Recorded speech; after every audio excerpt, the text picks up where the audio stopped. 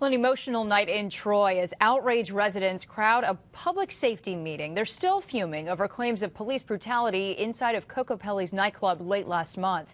Get you the facts first here. It was in the early morning hours of Saturday, January 25th, when officers came into this bar on 4th Street after its owner says that a party there got out of control.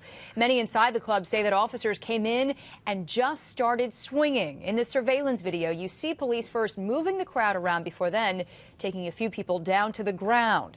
Now, local pastor Willie Baycoat wants Troy's police chief John Tedesco to step down, claiming police brutality that might have been race-related. And late last week, a new police detective was put on the case to investigate accusations that officers came in heavy-handed. Now, all of that led to this tonight. Dozens rallying past Troy Police headquarters and into tonight's public safety meeting that was happening inside Christ Church on State Street.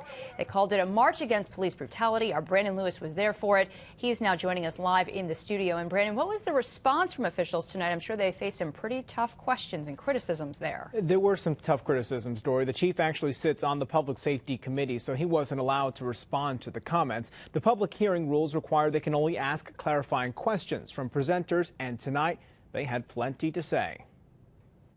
Please, let's come together now as we make our way to Christ United Church. About 50 people took to the streets of Troy to bring awareness to what they call a racial injustice in the city. We deserve to be heard because we are the people. The group marched through downtown, around the Troy Police Department, and then into Christ Church, where the Public Safety Committee heard their concerns following allegations of police brutality during a bar fight at Kokopelli's last weekend.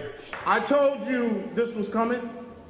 I told you as well as my own people that if we did not find a way to have a civil and productive conversation, soon enough people would be fed up, and here we are today. A dozen speakers addressed the committee demanding an independent investigation into the arrests. Among them, Kokopelli's owner, Barry Glick, who said in hindsight he never would have invested in Troy.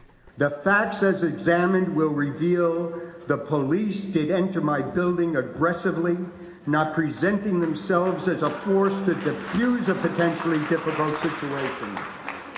Rather, they entered the building screaming and using profanity.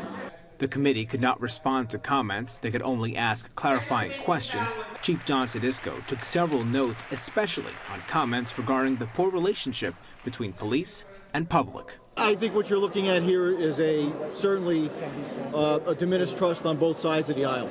No, there's no doubt about that. And I will be addressing that next week. Now, tonight was all about comments against the department. The Public Safety Committee will resume talks next week with the other side. That will start with a statement from the chief, who continues to back his officers. Right now, there's no timeline when the committee will issue a recommendation, but the chief has already said he supports an independent investigation in hopes to put to rest any concerns that the officers acted inappropriately. Live in the studio, Brandon Lewis, CBS 6 News.